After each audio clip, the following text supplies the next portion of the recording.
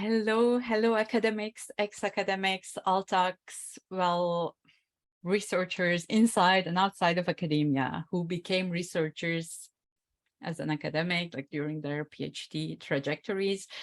This podcast is for all of you. And today I have another guest, Dr. Jacqueline Kerr, who is a mom, a burnout survivor, and also a behavior scientist. And I'm so happy she agreed to join this podcast because we have a lot to learn from her. Well, just a few nuggets for you to understand where she's coming from. Well, Jacqueline used to be a public health professor at UC San Diego and has been in the top 1% of most cited scientists worldwide, which is a great achievement. It's what we all aspire to do, I guess. And now her mission as a burnout survivor is to dismantle the causes of working mom burnout in particular, and find solutions that we can all use, even if you're not moms, to change the social norms around burnout that lead to burnout and that can help us, get out of there. So Jacqueline, Dr. Kerr, if I should say, left her position as a public health professor back in 2018. And since then, she's been working to raise awareness on burnout. And she hosts a podcast herself. It's called Overcoming Working Mom Burnout. And she interviews a lot of researchers, diversity experts, leadership coaches there. She also has a great TEDx talk that's called How to Stop Burnout Before It Starts. You should all go watch it. It's short, 20 minutes long, but it has a big impact. I recently watched it and I can say that I was really under the influence of the talk for quite a while. So after this kind of long introduction, Jacqueline, welcome to the Mind Your Own Revisions podcast as a guest today. It's my honor to interview you in this podcast. So welcome and thank you. Thank you so much. And it's such a pleasure to be here. And thank you for your work in helping other researchers and academics through this struggle. It's so important that we have women researchers in the world to help solve some of these important female health issues, for example. So for me, it's so important that we're here to support each other and continue to do good research when we can. Yeah, thank you. Thank you so much for your kind words. And indeed, like you mentioned, we are here to support each other. And when I look at your story, I see it as a more of the kind of the odd one out, right? Because these days we talk, thank God, more about mental health, burnout, but usually more related to early career researchers.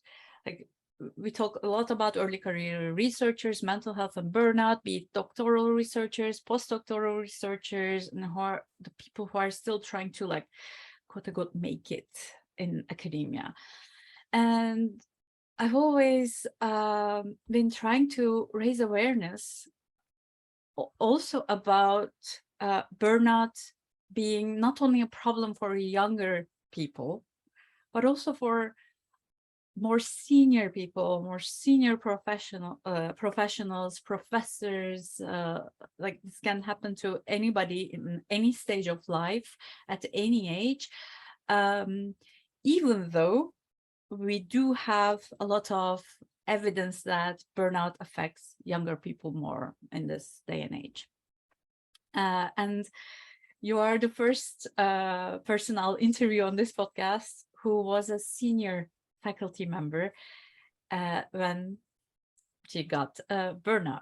So you're a scientist, who was in the top 1% of cited scientists around the world. You had more than 200 publications. You were an authority in your field. You were a senior academic. You were a professor. You were in a leadership role. So for many researchers of younger generation, of my generation and very younger people, you were someone who, quote unquote, made it in academia. You were like everything we aspired to be. And then one day it snapped for you.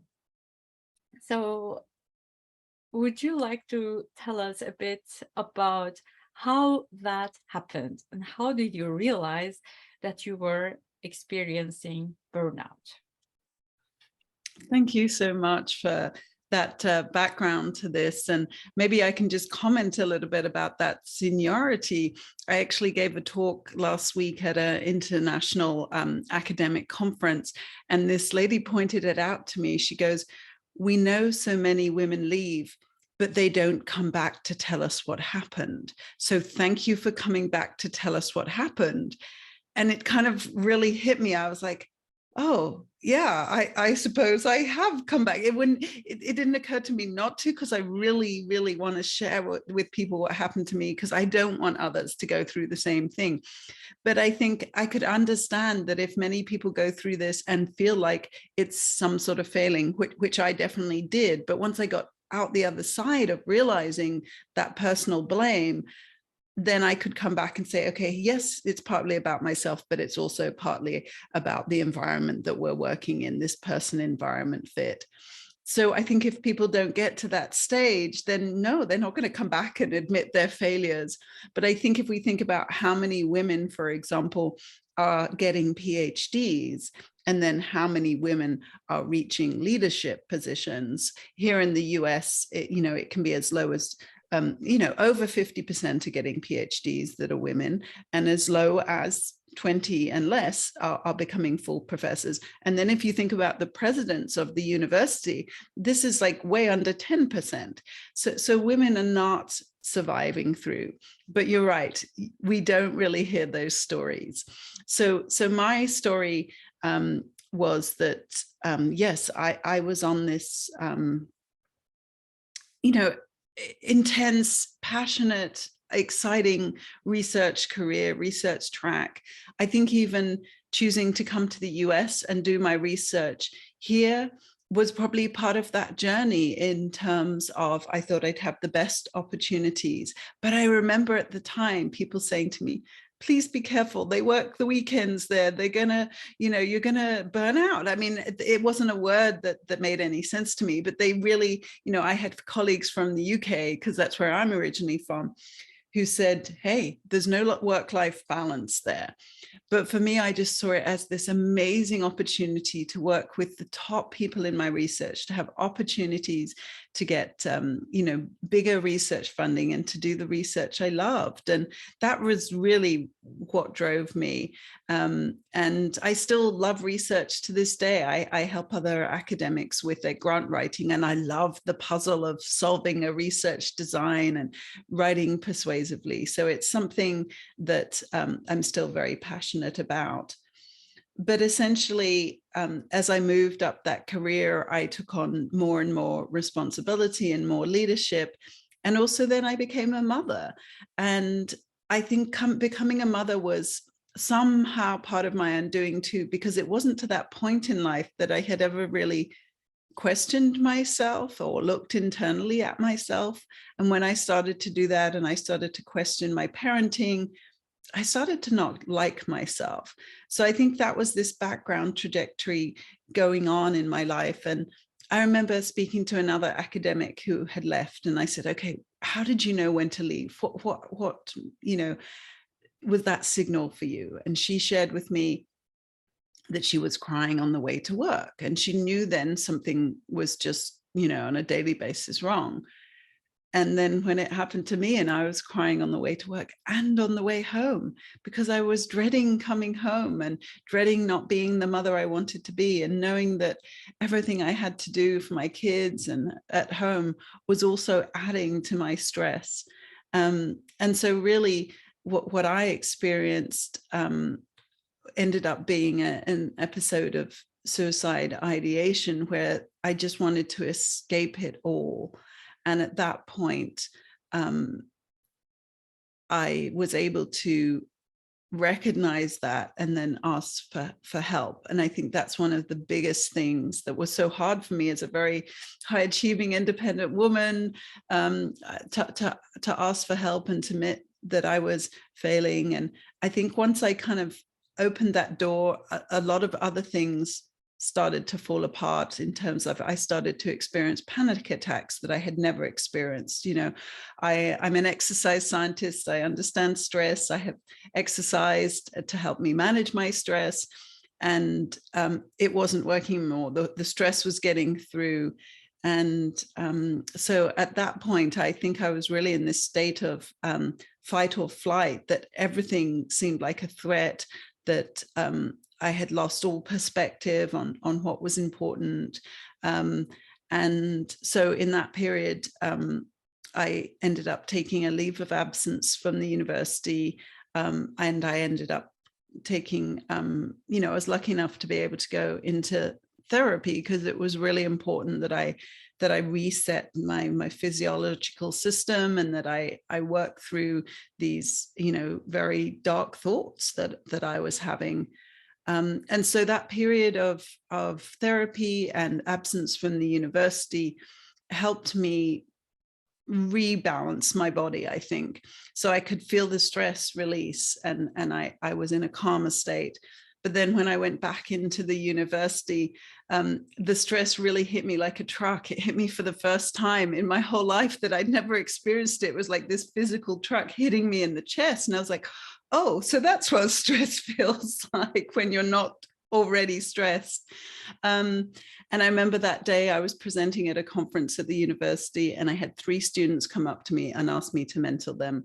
And I was already, my book was already full, and I just didn't know how to say no. And I remember then going into a review of 20 years of our research field and looking at it and just going, this is a waste of time. We're achieving nothing. What the hell am I doing here? And really just starting to go, okay, I can't do this. This is not sustainable. And really then within the next few months, I was, you know, on my way out the door. And I think what's so hard about that, and particularly for others who identify with being a professor, it was so important to me that I was a professor. And so when I lost that title as such, oh my goodness, I felt like such a failure. And my inner critic, who had been able to criticize the system and the leadership and then my colleagues around me, they were all gone. So my inner critic could only focus on me, and she was just screaming that I was a failure. So even, you know, a year after leaving, I was still looking back on kind of the letter I had written to my kids when I was experiencing this really strong need to escape.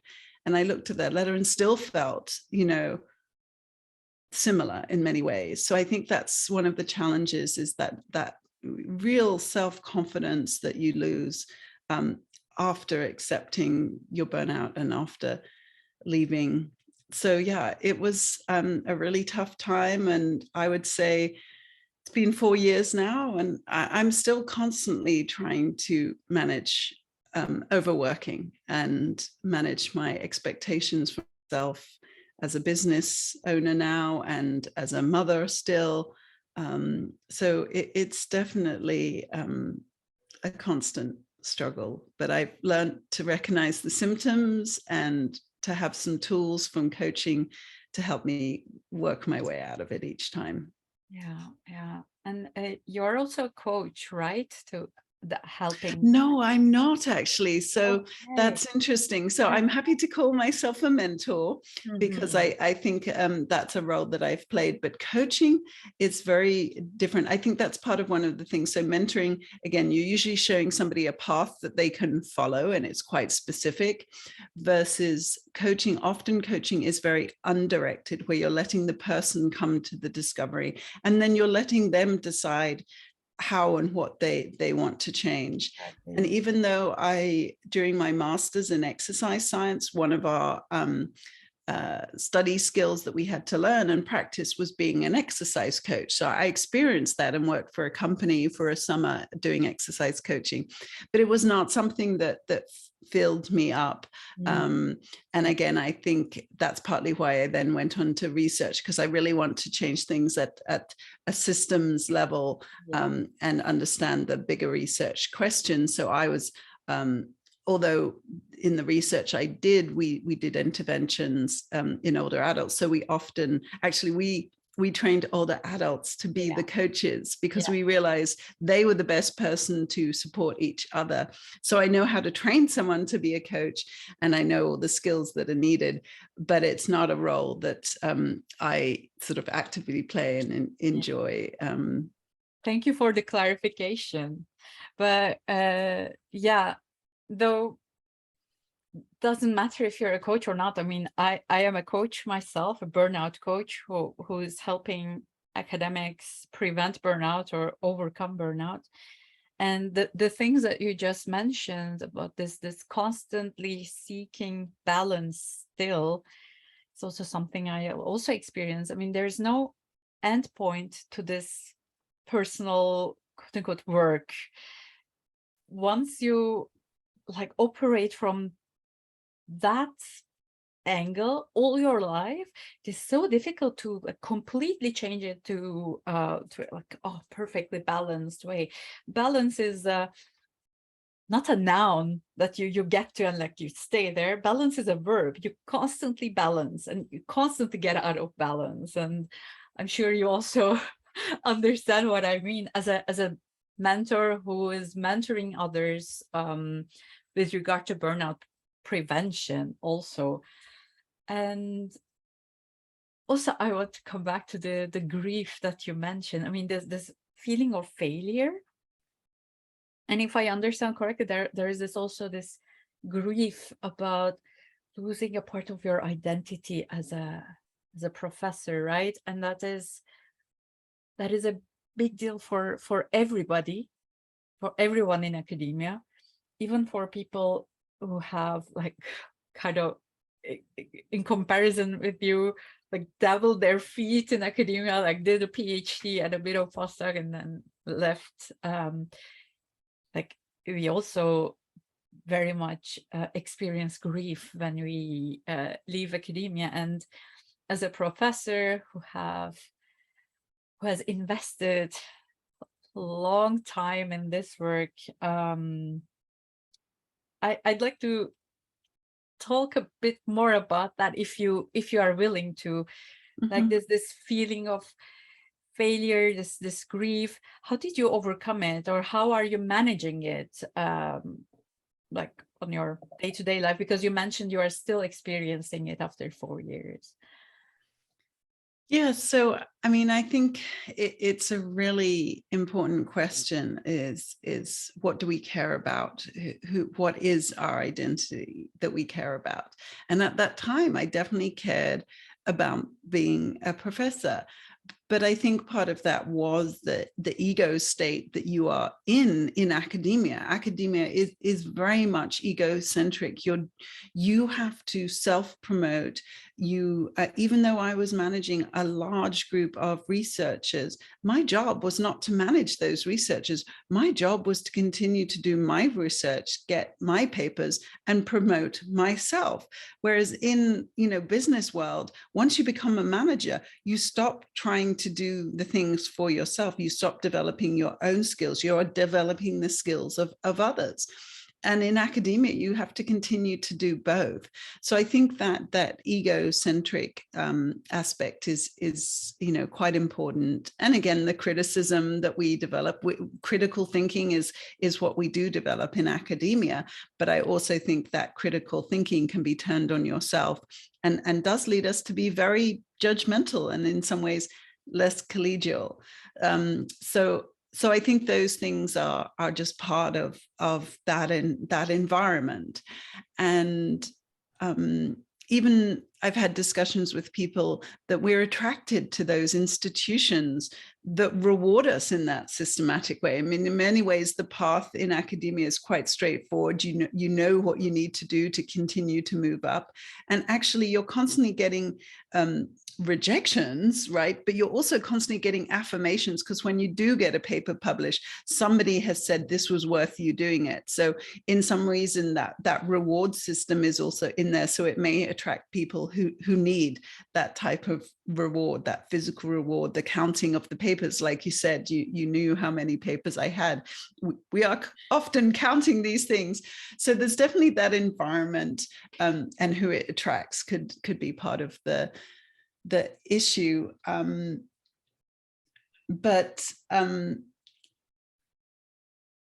And sorry, I got a little off track there. Remind me of your question again, in terms of, oh yes, losing the identity and the recovery. Sorry, yes. So I think too, as a mother, becoming a mother is so identity absorbing. And I think many mothers are afraid of losing their identity to motherhood. I think there's a certain part of motherhood that, yes, I'm a mother now, and that's part of my identity, and we can be proud of that identity.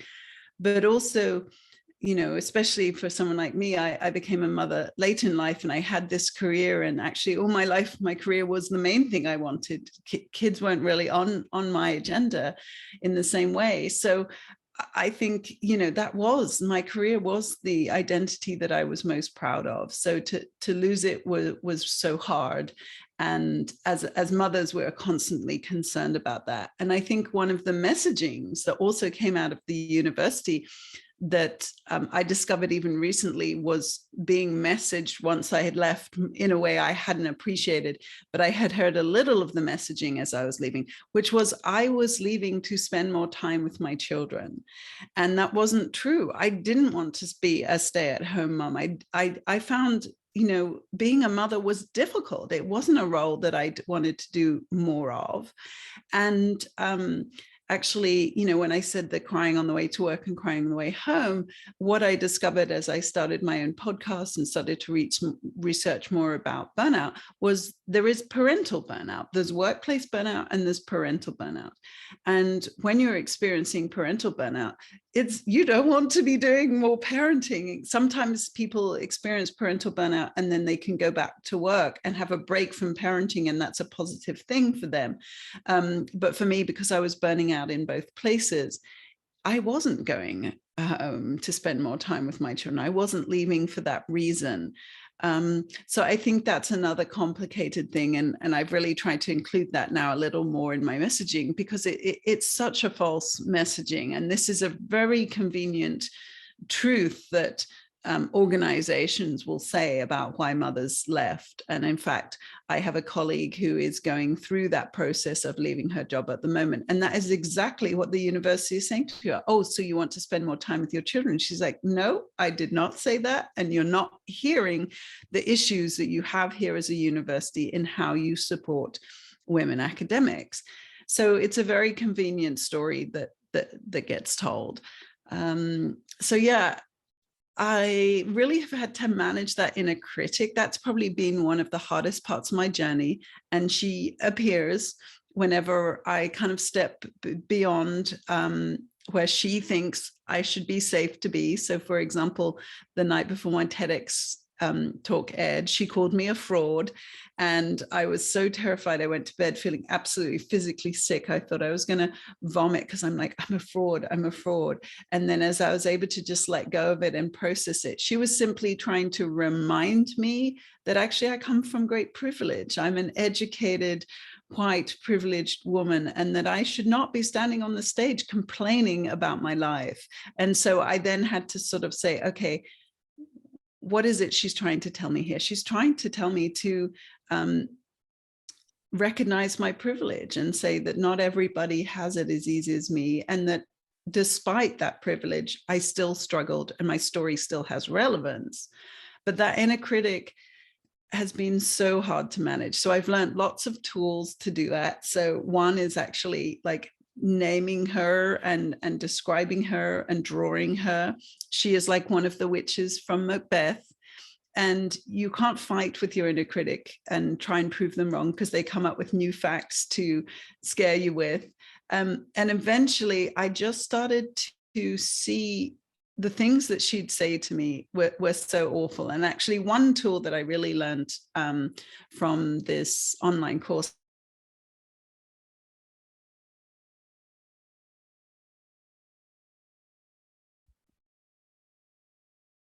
Yeah, so we had to stop for a while because of connectivity issues.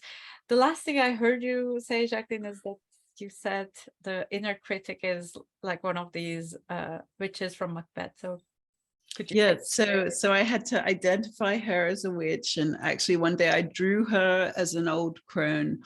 And one of the techniques that I heard about from acceptance and commitment therapy, I did an online course in this, was if you can write your thoughts down in a format that can change your way of viewing them. So I used to think about it as, imagine if I had a t-shirt on that said what she said to me. So my t-shirt would have said, "You're fat and ugly and not enough," right? And so when I sort of went and said, imagine if I walked around with a t-shirt like that, what would people say? And see, you're laughing. So it made me also laugh at these things this witch was telling me. And so I started to imagine her more as this side of me that was this, you know how comedians can say things that other people can't say, and the relief is helpful. So I started to think of it like that. Imagine if she was this comic side of me that could say the most awful things that no one else could ever possibly say. And that I was this other side of myself going, really? Is that, I mean, is that, you know? And so I started to actually even write a little comedy script about what she would say to me. I would say, no, but I had 200 publications. And she would say, but no one cares, you're worthless, you know, and just constantly go back and forth about the things I was trying to prove to her. And it helped me let go. It helped me see the funny side of how ridiculous she was. And then I think it really wasn't until I actually just stopped and said, what is wrong with you? Why are you doing this to me? And she kind of went, oh, well, thanks for asking. You know, nobody's ever asked me that. Nobody's ever said, why do I feel like this? And it was almost like I had this conversation with this woman that was a witch who'd been persecuted her whole life and was, you know, terrified and hated the world. And once I started to actually say, okay, you know, I even sort of imagined sitting down and having a cup of tea with her and saying, okay, tell me what it is you need and why you're so upset.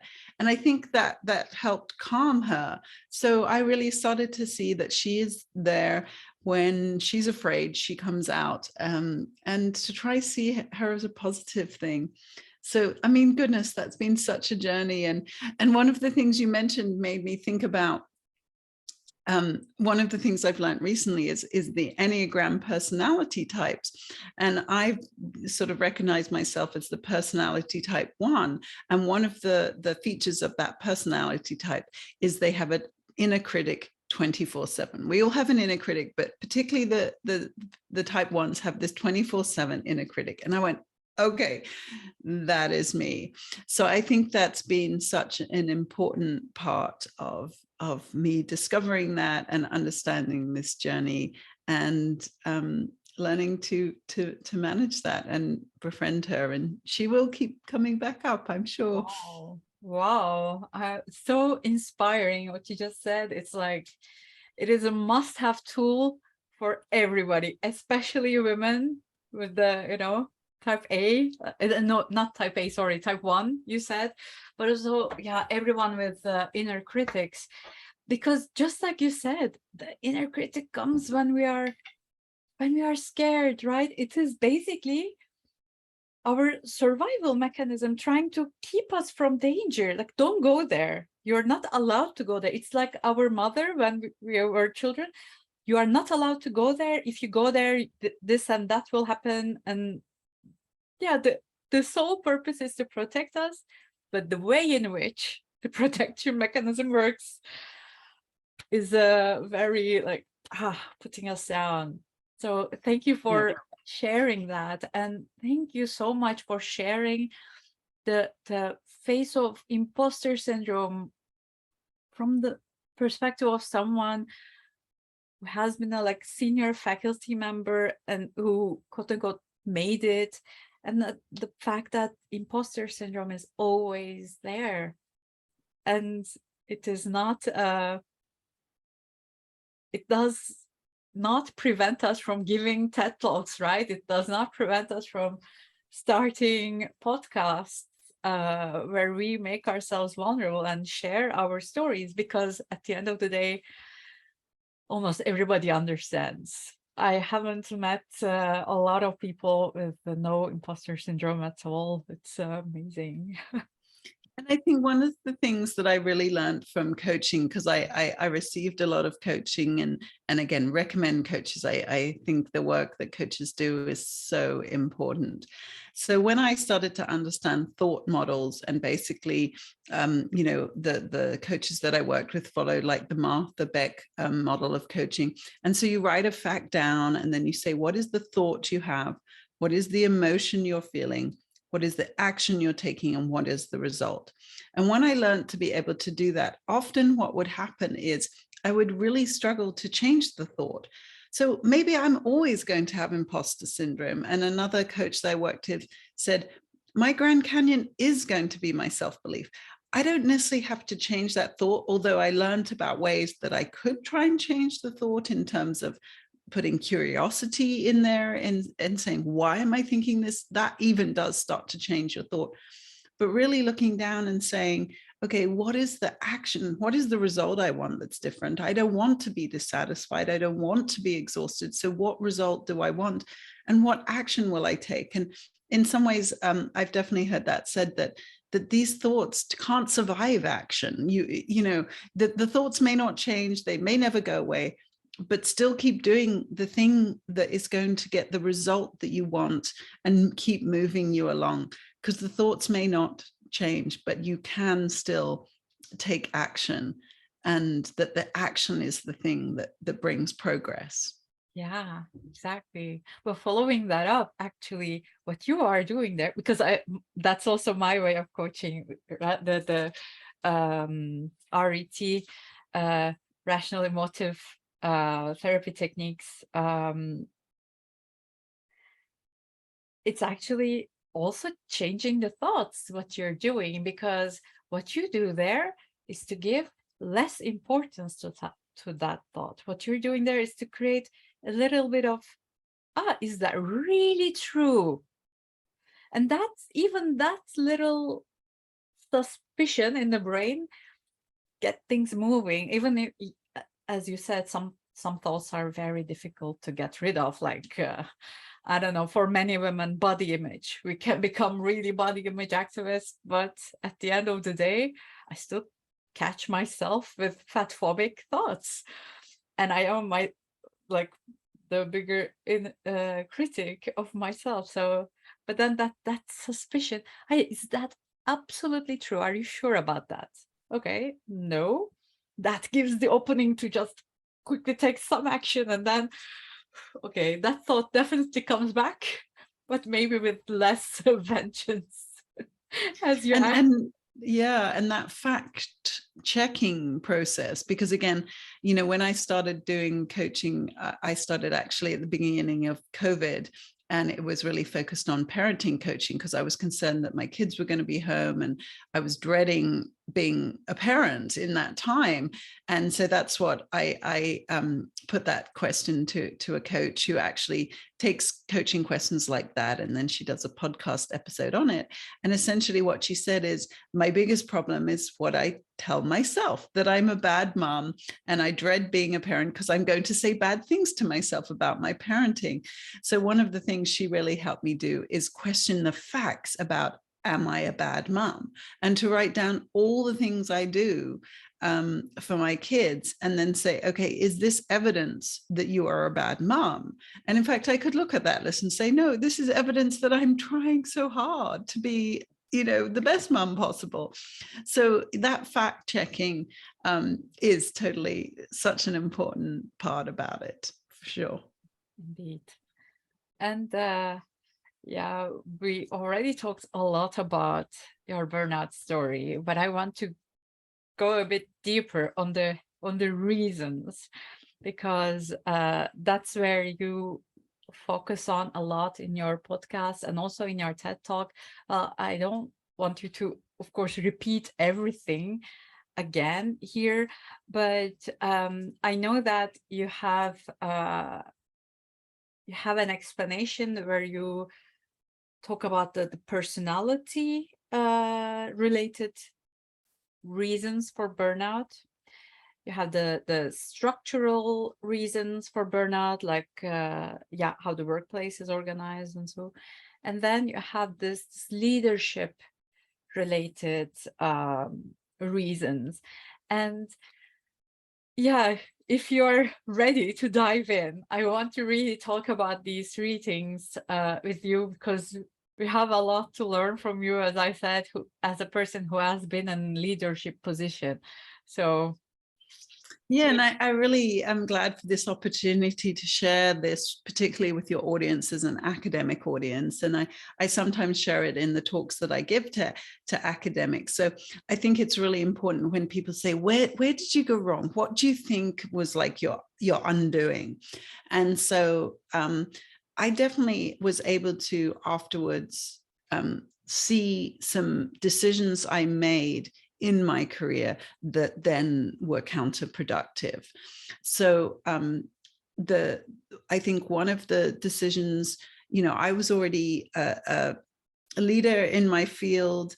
I had led international research projects. I had a large research group. I mean, I was a leader enough, but for some reason, I felt like I needed to do even more leadership. I needed to be more in a leadership position in the university. And again, I think we get told often, oh, yes, these things are good for our CV. And I think that's a really good one to listen for and go, really, is it? Is it really good for my CV, or is this somebody else benefiting from this?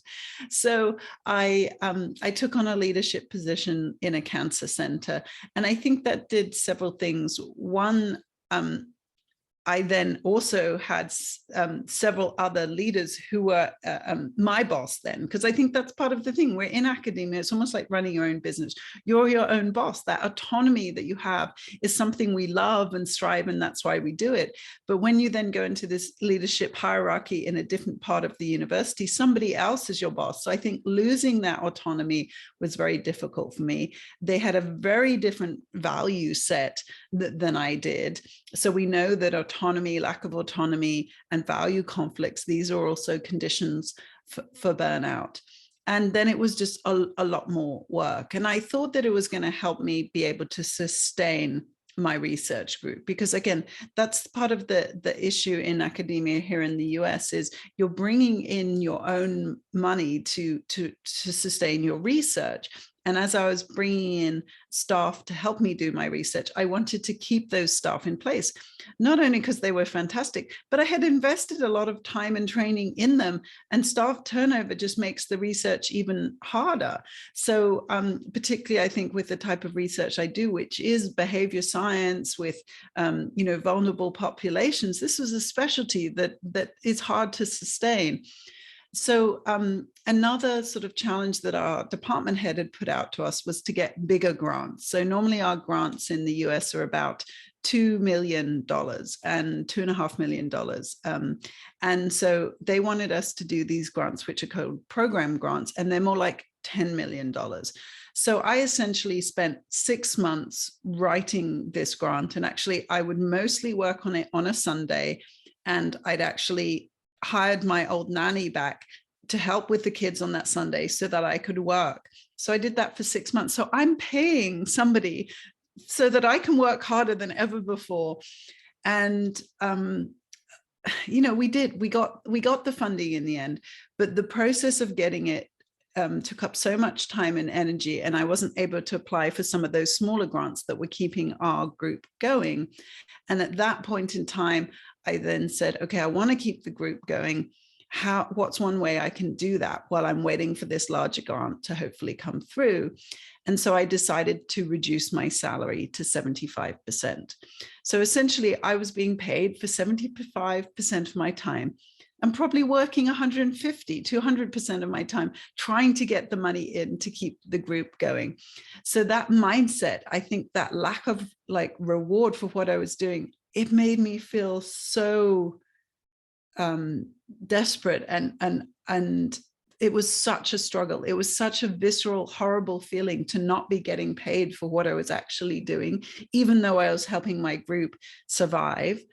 And then the last part of that is when you're then working from that sort of situation of scarcity, you make different decisions. When you're making decisions kind of from what felt in some ways like desperation, I definitely made poorer decisions about who I was going to collaborate with to basically get the funding in. So while we're waiting for this big grant to come in, an opportunity to do a similar grant with another group of people came in from a different funding agency where I could sort of learn from that first experience, translate it to the second.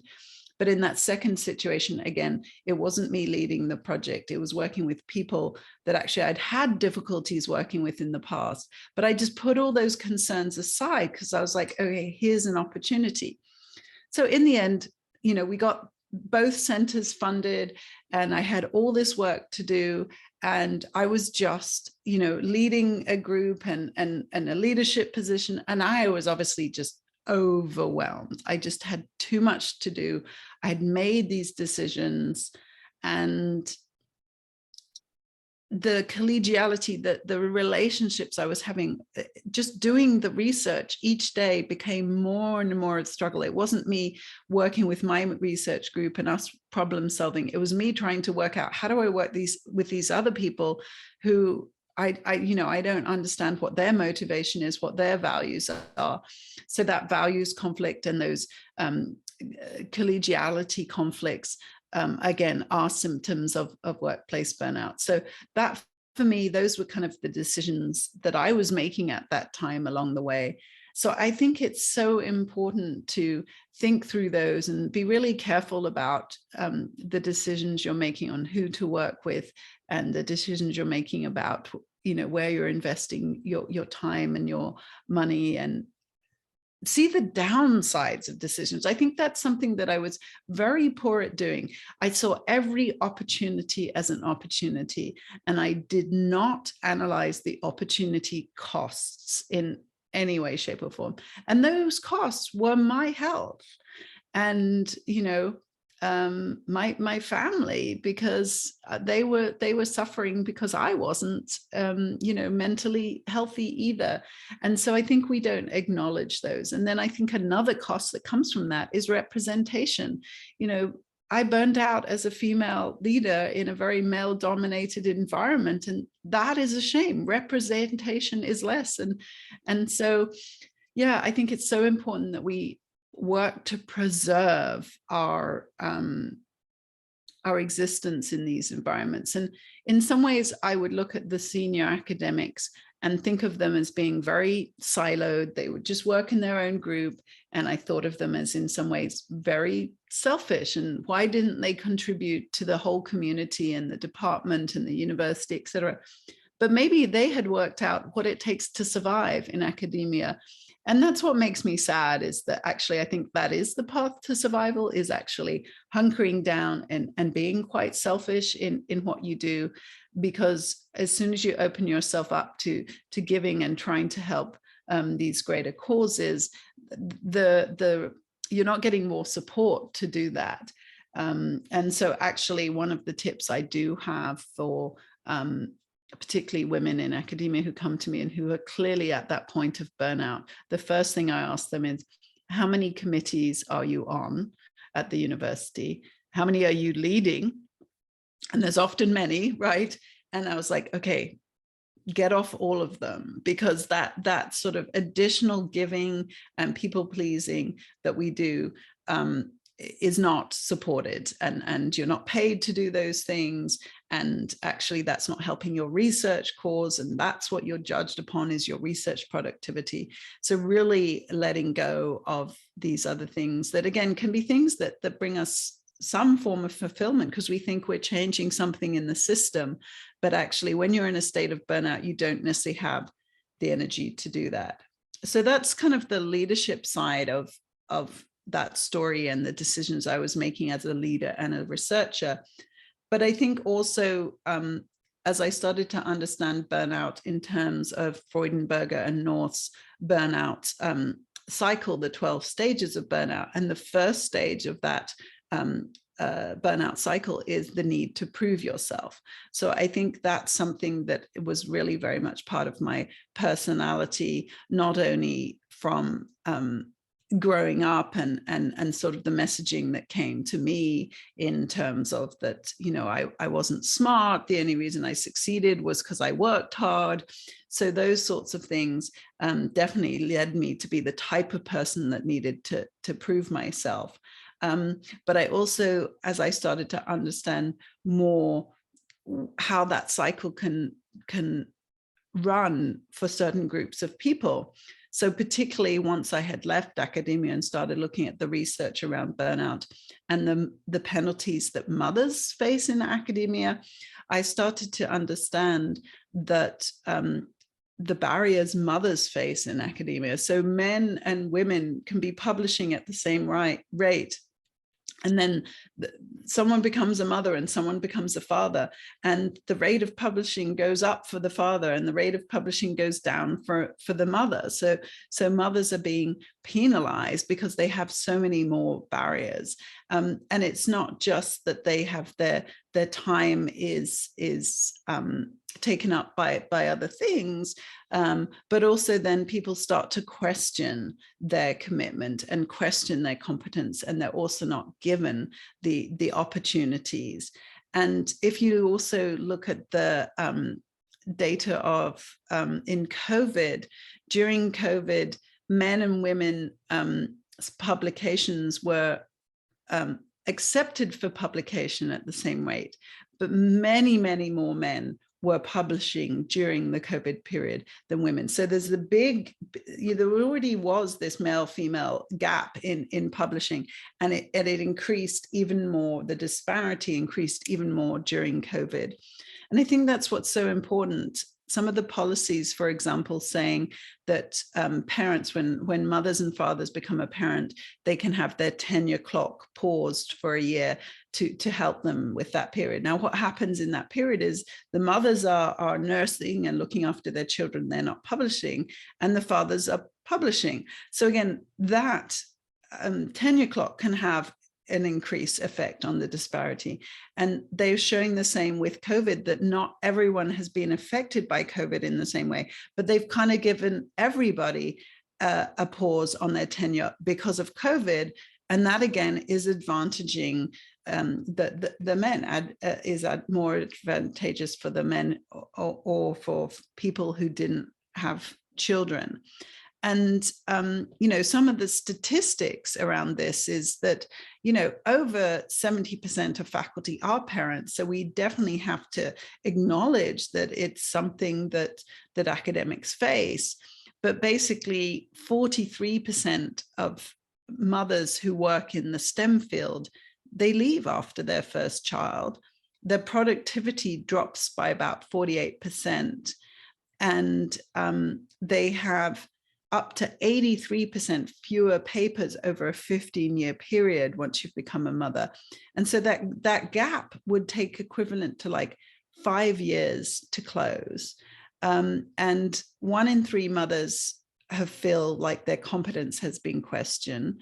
And 3 times more mothers than fathers reported that their opportunities were less.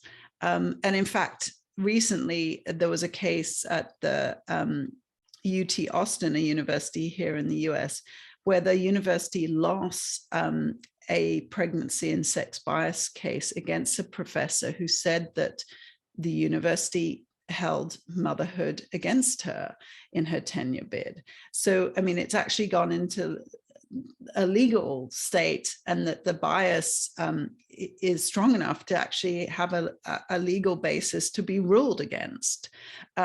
So some of those facts actually come from a Nature article about the parenting penalties faced by scientist mothers. And there are organizations like Mothers in Science that are working to collect this type of data and make sure people understand it. So that to me is some of the infrastructural issues, the barriers that mothers face. And I didn't know about the motherhood penalty or the motherhood wall, the maternal wall, when I was in academia. I constantly felt I was having to work harder and facing these things. And many female students and academics would come to me and give examples of how they were being disadvantaged. They'd missed out on a networking opportunity because they had to go pump, or they would speak up in meetings and their male colleagues were heard, not them, that they weren't able to attend every conference that their male colleagues were attending. So often women would come to me with these issues, and to my shame now, but at the time, the answer I had for them, because it was the answer that I thought had worked for me, was work harder.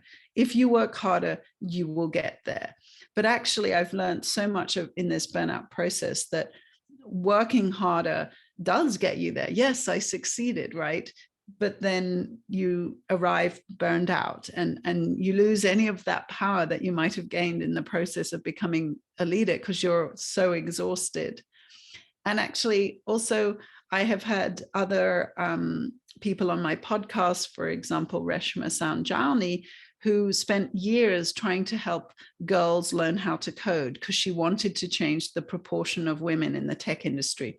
So she trained billions of women and girls to code, yet she could not change the percent of women being leaders in the tech industry. And that's because there are other barriers in there. There is a bias that both men and women have against women in these types of science and leadership positions. And it starts from when we're children. If you ask a child to imagine a scientist or imagine a genius, it's a white man that always comes up in their mind.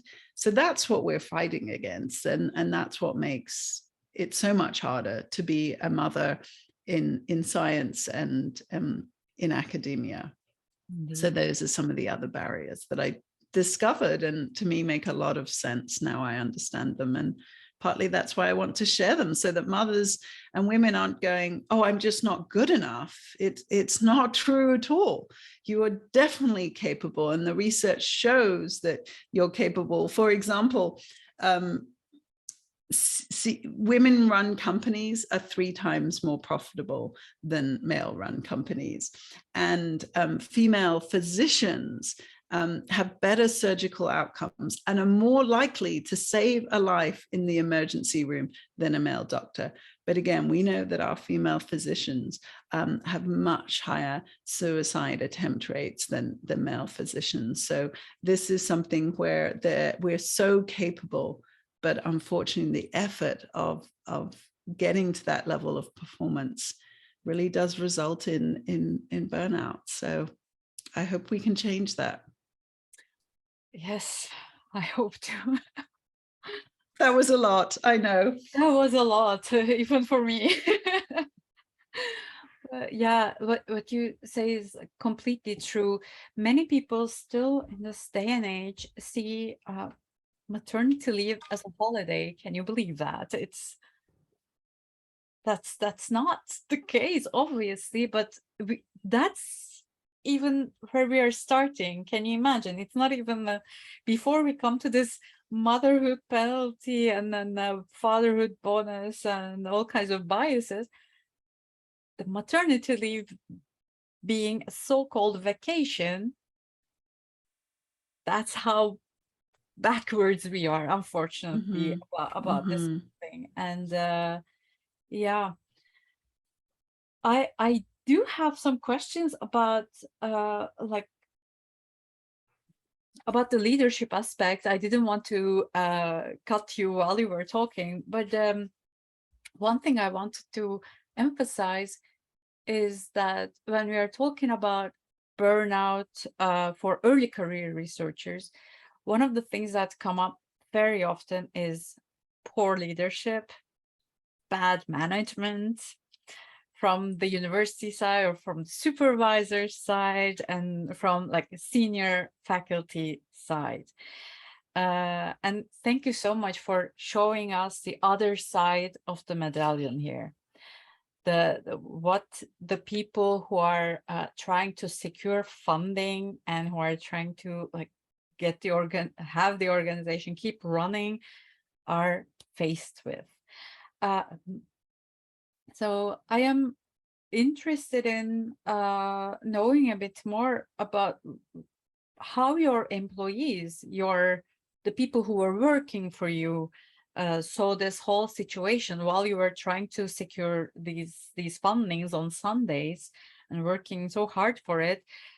Do you think you were absent more in terms of like leadership for your team and supervision and all of that? And how did that affect the employees? And what can you tell us about that from your side? That's such a great question. And I think there's a couple of pieces to unpack there, just even more generally before I go into my personal case, which is, as academics, we are not trained to be managers. We seldom have leadership training. We don't even get teaching training. Come on, we get research training and that's about it, right? And also there is nothing in our reward system in the academic environment that rewards us for being a good manager. People can treat students extremely poorly and still, even because I was going to say student evaluations, again, the student evaluations have been shown scientifically to be biased against women and people of color. So again, those evaluations have bias into them as well. But yeah, really, we're not we're not rewarded, or we're not incentivized in any way to be good managers. In some ways, I think there's almost this incentive to just treat students badly, particularly ones that are doing research for you, because then you just get the work out of them and you're not in any way connected or responsible for them. So I suppose that was just never my mentality. And in particular, for example, I had quite a long period where I was a postdoc because nobody was looking out for my career and my ability to become an independent researcher. So in fact, I wrote my first research grant, this is awful, on maternity leave. It was the only time that I had where I could actually focus on my research, because the rest of the time I was focusing on everybody else's research, and they weren't giving me the time to focus on my own research. And I wasn't also able to take it. So this was my way of taking that time, because I think there is that part about like expressing your needs. So for example, when I had a postdoc, I made sure that 50% of her time was spent on her research work. Now, obviously, I was paying for her whole time and not necessarily getting 100% of her productivity towards my project. So I was taking a hit in terms of productivity and cost there. So again, that can be a disadvantage, right, for you when you're trying to manage all these people and all this work. So in terms of, again, the story I told myself was that I was not a good manager. I didn't feel like I was a good manager. And in fact, I took some leadership training and got leadership training for my group. So we, as much as possible, I would always try to do things as a group. We would have a lot of events where we tried to do team building, get to know each other, learn our personality types, and really think of ourselves as a team. We were a research group. So when I started to think I needed some leadership training, I very much wanted some other people in my group to get that training, because I was like, what's the point of me knowing how to lead if I then have to convey that to other people and we're not all on the same page? So sort of being on the same page around these things was so important. And I had such fantastic staff and students who were so motivated and so talented. You know, I wanted to leverage that as much as possible. But in that process, we did this thing, which was a 360-degree review. And one of the comments that kept coming through this process was that I had fantastic work-life balance. And I literally read these things and went, are these people insane? Like, do they know what I'm going through? And they didn't, of course, because I was hiding it. I was doing my extra work through past midnight. My husband didn't even know. He'd fall asleep and I'd be working and working, and I'd be getting up, you know, at 4:30 in the morning to get my exercise in before the day started. All these things. I mean, I was just working so hard and not admitting it to people. I wasn't complaining about this work-life balance. In fact, I was trying to role model to the other women and mums that my kids were important to me. So I would leave the office to go get them and do things with them. And I always modeled that, but it didn't mean that I wasn't like underneath the water paddling like crazy to keep up. So that lack of honesty, in fact, and that hypocrisy in some ways was, you know, sort of part of my undoing. And I remember even going through a process of asking my manager to map out an organizational chart for the things that we were working on so that we could really see it. And what I realized is that she mapped out 1/3 of the organization. And again, she wasn't aware of two other big pieces that I was involved in, that I was managing other people with. And that, so again, there was not an understanding of how much I was doing and how much I was struggling. And so that was part of my process at that point, to try and sort of think, well, how do I make it? How do I explain this? How do I show to the people I'm working with that I don't have enough time for them? And then that was really, really difficult. And I think actually one of my moments where I really did fall apart was when, you know, a manager who I wanted to then help support her get her PhD. So I was giving her more time to work on her PhD, but she came to me for some advice about a pilot project that she wanted to submit for funding. And she'd asked me about it over the holidays. And I said, I support you to do this, but I am not going to have time to give you feedback on this. And so I had give that messaging, and then was back in the office, and she said to me, I would like, you know, I need your help with this. And I was like, no, I already told you I'm not going to have time. And here's my diary this week, and I have no time. So this week, I mean, I want you to do this, and I'm going to give you the time to do it. And here's the other people you can talk to, but I cannot give you time. And so she was extremely unhappy with that response to me. So when I did try and set boundaries, people just didn't accept them and were really unhappy. And I probably didn't do it in a very good way, because I remember just having my diary in front of her, this physical thing, and saying, I can't do anymore.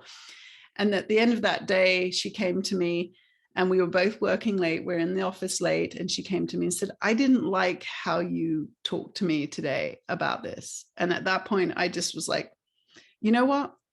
I can't do any better than this. I was like, literally, I wrote a suicide letter to my kids last week. I can't do anymore. And that was kind of one of the times where I just broke down entirely. And again, I didn't handle it well. And that poor manager didn't need this on her plate. And she was just trying to do her best. But it was really, really difficult. It's very difficult to support people in the way they need supported, and to be a manager and to help yourself. So I think that was one of the things when I left. I really tried to understand what could have helped me be a better manager. And when I read about management and read about, oh, as a manager, you give up your own skills and needs and you focus on your team. And I was like, but I wasn't allowed to do that. And I had 3 teams that I was managing, and they all had different needs.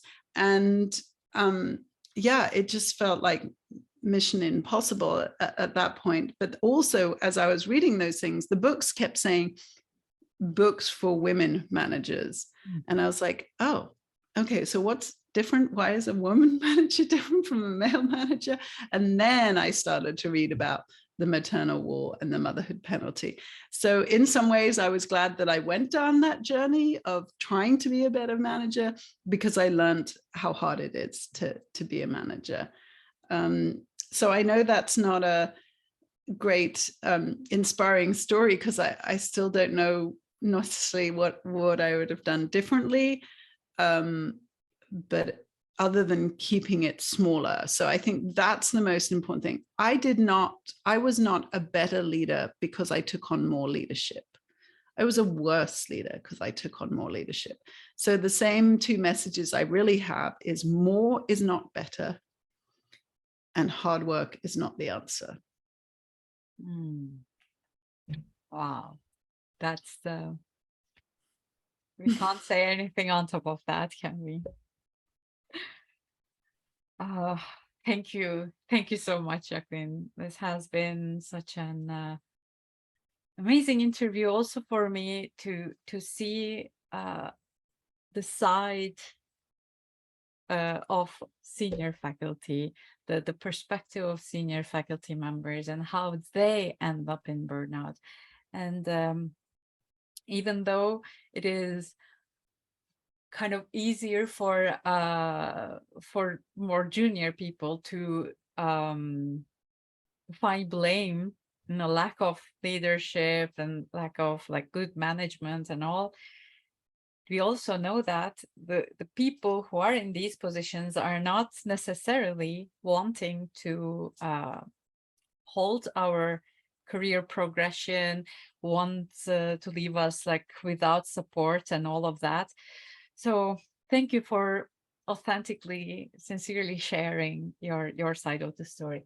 Just about, I think there is a bird on top of my window. I'll just to pause for a second and do what needs to be done before she comes in. Just a sec. Okay, now that the bird is gone, the danger is gone. Thank you again so much for this interview. We are coming to the end of our designated time for this. And I would like to close with, yeah, I don't know if you have anything else to say, but some tips for women researchers, academics to avoid burnout or prevent burnout, or some last remarks from you before we close. Yeah, and thank you. And it's been interesting to share this journey. These are things that I don't necessarily talk about so much from this real academic environment perspective. So the opportunity to reflect on this is important as well. So I think, again, when academic women come to me and they're in a state of burnout, the thing that I really recommend is stop doing anything that you're not paid to do. Give up any of your unpaid work, your committee work, etc. It is okay to resign from committees. It is okay to move on from these things. And again, we understand that the world works because there are volunteers, but you are allowed to be in a season where you suck at volunteering, where you suck at something. It's so okay. Once you've recovered and you've got some energy back, if that's what you think is the most important thing for you to return to, then that's great. But again, people resign from committees all the time, and that it's a natural process, and you will need to do that for yourself. So I think that's really important. And then I think the other thing is really understanding, yes, as women, maybe we do have to work 2.5 times more. I think that's like the percentage that actually was identified, particularly for academia. But we don't have to work 10 times harder. So I think sometimes we really go too far in our overcompensating. And so actually one tip that one of the coaches that I interviewed had, which I thought was fantastic, was to reduce our expectations for ourselves, and particularly as women, by filtering our thoughts and our expectations and our guilt through what she described as a mediocre man mindset. So here's an example of this to show how it really is about numbers and how we can think about numbers. So I had a colleague who was writing a book proposal. And when you write a book proposal, you have to review other people's books to talk about the competitive market. And I said to her, okay, so how's that going? She goes, yeah, it's taking me a long time. It's sort of really slowing down my process of getting my book proposal together. And I said, so how many books are you reviewing? And she said 30. I went, okay, that's a lot. No wonder it's slowing you down. And I said to her, how many would a mediocre man review? She said 2. I said, okay, so why don't you do 4? Do more than a mediocre man, but don't do 30, do 4. So I think if we can really think about that in our mind and say, if I was a mediocre man, what would I be doing? And then make that your baseline. And it's fine if you double it, but don't do it, 10, 20-fold. So really having that, I mean, and you're laughing, isn't it fantastic? We know exactly how much a mediocre man would do. It's such a great benchmark for us. And of course, we're not going to do that benchmark. We're going to do more than that because really we have to as women, but we don't have to do as much as we do. So this more is better is such a, we've got to dismiss that and really think about, okay, what is the minimum that we have to do as women to get through this process, because it's about surviving. And if we do too much, then we will not survive. And as I say, that's not only our health that suffers, but our representation in science and research. And that to me is so important. If we don't have female faculty, then women students do not have role models. If we don't have female faculty, then the curriculum that we give to our students is not representative. And if we don't have women researchers, then women's issues will not be researched. And if we don't have women's health researchers, as I was, then women's health issues and medical issues and diseases and how we present with them will not be researched. That again, we know this from the data and the evidence. So it's so important to me that we preserve our ability to survive in these places, which are highly competitive, highly critical, have not been updated for centuries. And so accepting that we're in those environments and finding our way to fit, maybe we make those decisions and say, it's not worth me being here anymore because what I have to do, the compromises I have to make to my values are too great. But if we can actually find a way to survive so that we can change the system from within, that's really, to me, what part of this journey is about. Thank you. Thank you so much for sharing your wisdom with us. Thank you for making the time. And thank you for doing what you are doing and raising awareness all around the world. So I hope we meet again and continue the conversation, Jacqueline. So thank you so much and have a great day. And for all the listeners and audience watchers of this video/talk, thank you for being here and listening to these important views. Yeah. Thank you. Bye.